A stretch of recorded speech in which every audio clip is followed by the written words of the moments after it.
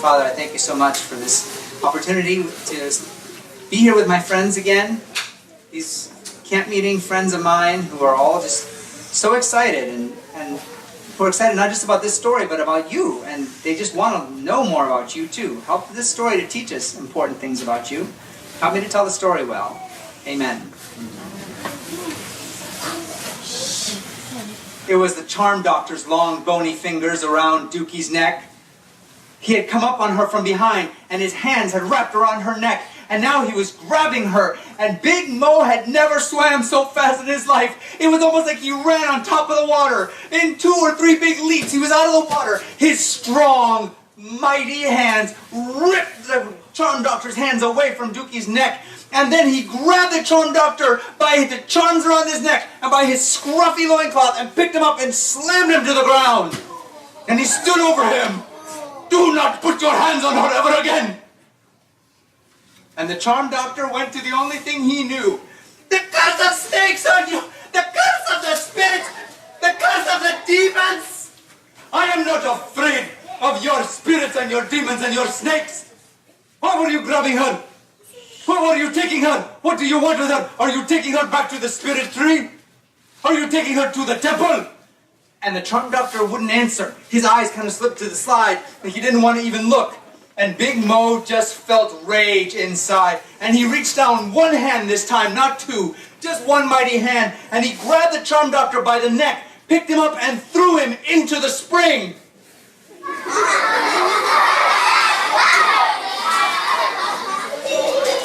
And it appeared that there were 2 things Big Mo had never known about the charm doctor. First of all, that he couldn't swim.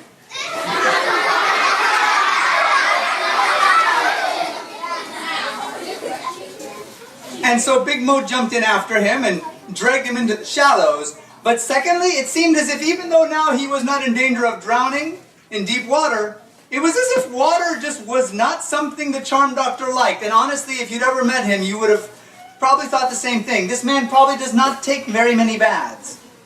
He did not like the water, and Big Mo began to use that to his advantage. And every time that the charm doctor would try to stand up in the shallows, Big Mo would shove him back down.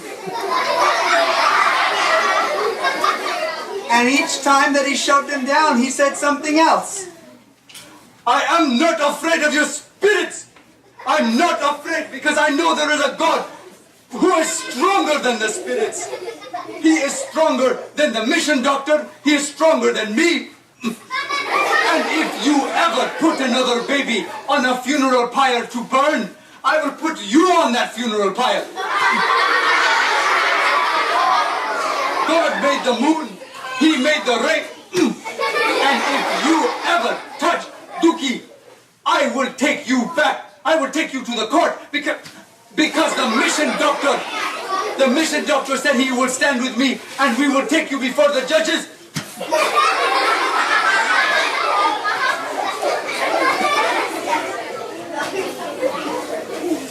By the 8th or 9th dunking, the charm doctor had obviously had enough.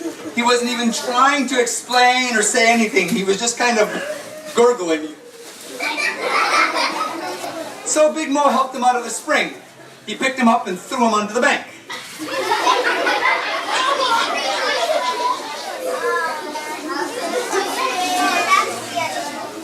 Big Mo was actually enjoying himself a little bit, but then he looked over and he saw that Dookie was not. Dookie was very scared of what was going on. Partly because of the charm doctor, of course, and what had just happened with how he had grabbed her, but also partly because when Big Mo got angry, well, Big Mo got angry. And Dookie had never liked it when Big Mo was angry. And Big Mo remembered that, and he told himself in his mind, "I must calm down." And so he did what he needed to do to get the charm doctor to leave. He said the words that had worked before, "Get out of my sight!" And the charm doctor got out of his sight as quickly as he could. His loincloth and charms dripping and soggy, he squished up the path as fast as he could. He didn't even make any more threats. Big Mo came out of the water. He went over to Dookie, picked her up, and he carried her back to their home. And after everything had calmed down, And after they'd had some supper, and after the moon had risen, they sat on the steps, and Dookie just kind of leaned into Big Mo. And she said, "It is the two of us now, Big Daddy Mo?" Big Mo said, "Yes, it is. It is the two of us, and I will always take care of you." And the next few weeks were happy weeks, because these were times when Big Mo just started sharing with Dookie what he had learned in just a few hours. How much God loved everyone, how God was powerful, how God was stronger than the evil spirits, how you did not need to be afraid. And it made both of them so happy. But one day that happiness, well, it left again. It was the day that Kola came running up, early one morning. Kola, the boy who works for Big Mo, who helps to watch over the cows that Big Mo owns and takes them out to pasture and brings them back. He came running very early in the morning. Running up to Big Mo's house. "Big Mo! Big Mo! Big Mo! Big Mo!"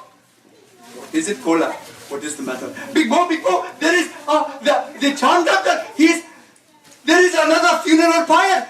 A mother has died, and there is going to be a baby laid on top of her to burn on the funeral pyre. And it is a trap for you, Big Mo." "Trap for me?"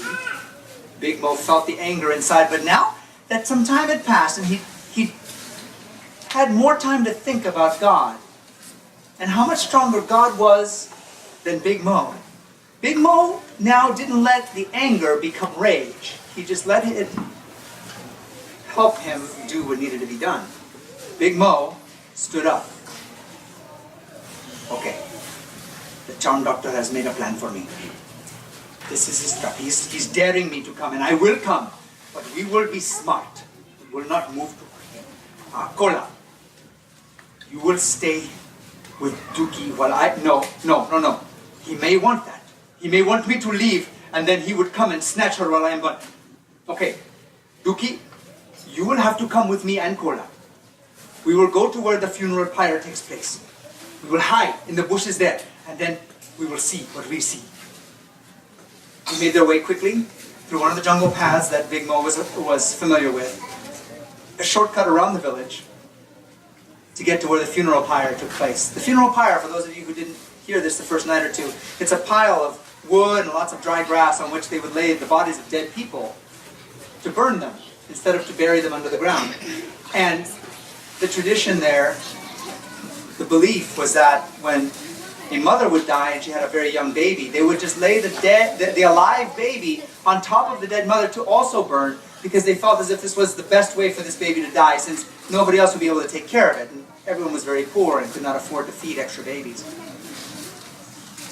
Big Mo, Kola, and Dookie crouched down in the bushes. And carefully, they looked. There was the funeral pyre already built. The charm doctor was just getting the last bits of it together. And there was a crowd of people. Many of the people just standing and watching, just curious, but some of them crying in a very loud, wailing way. And then there next to the charm doctor, there was the man. Yes, yeah, Big Mo knew this man. He was the husband of the woman who had died. He was the father of the little baby that was wrapped in that bundle, laying on top of the dead mother's body. Why wasn't he doing anything, thought Big Mo? How could a father let a baby be set on fire? Big Mo could never have done that. But then he saw part of the answer as the charm doctor took a small jug that was hanging around his neck from a cord and handed it over to the father. And the father took another drink of whatever might have been in that jug, and I think you know what it was. Rice whiskey. The same rice whiskey, by the way, that Big Mo used to drink of a lot, especially when he used to be good friends with the charm doctor. And now, as Big Mo looked at this man drinking the rice whiskey that was making his mind feel clouded and confused, was keeping him from even feeling worried about his daughter, who was going to be burned very soon, Big Mo thought to himself, I have not drank of the rice whiskey ever since I came back from the mission. God had been working on Big Mo. God. Yes. God had been working. God is working, thought Big Mo. I must not forget. He looked. There, crouched next to him was Dookie. She looked nervous, but trusting in Big Mo. Kola, on the other hand, was shaking with fear. Remember, Kola, he's afraid of the witch doctor. Of the charm doctor, excuse me. He's afraid of the charm doctor. He does not know really about God, and he certainly does not believe that it is safe to do anything that might make the evil spirits angry. Big Mo spoke to him. Kola, I know you are frightened, but I have tried to tell you these past few weeks about the God who made the moon and made the rain. He is strong. He is strong. Kola, I am strong. God is strong. Together, we can save this baby. You wait here. Here is the plan. You have baby Dookie here, waiting with you. And then I will be here. And as soon as the charm doctor goes to light it on fire, light the pyre, he will then turn to look at all the crowd so that he can begin his dancing. And at that moment, I will run out. I will grab the baby. And I will come back running through this way. We will then run back a little ways, and there is that clump of bamboo. We will all duck in there and hide. They will go running past, down the path looking for us, and we will wait until they have walked past. Then we will sneak back out, we'll go around the village, and we will go all the way to the mission school and give the baby to them. They will take care of her. God will do it, Kola. Kola was too scared to even answer. And then by the noise that the people started to make, Big Mo knew something was about to happen. He parted the bushes again and looked out. Yes, the fire was about to be lit. Okay. Big Mo ran through the plan in his mind. Light the fire. Charm doctor turns. Big Mo runs. Grabs the baby. Turn around. Run back to the bushes. Hand the baby to Kola. Pick up Dookie because Big Mo's stronger. He'll carry Dookie. She's heavier. Then run a few paces into the bamboo cluster and wait. Yes, it is a good plan. And then Big Mo heard a sound over the sound of the people whispering or wailing. It was the sound of a baby crying. Yes, it was coming from the bundle. That baby was very much alive. Oh, he needed to get to that baby soon. And there went the charm doctor, lifting the small torch and starting the fire. And the wind gusted and lifted the flames, and all around quickly the dry grass of the funeral pyre caught. And within seconds, the wood at the bottom began to already light as well. The charm doctor turned. Big Mo had been waiting for that signal. Big Mo had been waiting for this moment probably all his life. He'd only really started worrying about these babies being burned in just the last few years, but this moment, he knew it was going to work. This time, it would work. Not like the first time. Not like the first time when he had decided too late to try to save that little bundle, and it had already been dead in his hands, and it just burned his hands from the heat of the flames. No, this time it was still alive. The fire had just started. This baby would be okay. Big Mo leaped out of the bushes.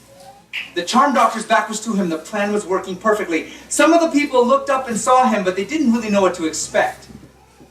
Big Mo took his first stride, his second stride. He never took his third stride. As two arms like steel grabbed him from behind, lifted him off the ground. Who was strong enough to do this to Big Mo? He looked over his shoulder. It was Big Thou. Big Thou, the challenger from another town, who had come to fight Big Mo, who Big Mo had beaten easily, even with burned hands because he had been drunk on rice whiskey. Big Thou, now, with his grinning face right by Big Mo's ears, he held him in his arms that were very mighty. Big Mo's feet weren't even touching the ground. Big Mo could barely breathe. And Big Thou whispered into his ear, "I told you I'd get you someday. Now the charm doctor pays me." Bravo!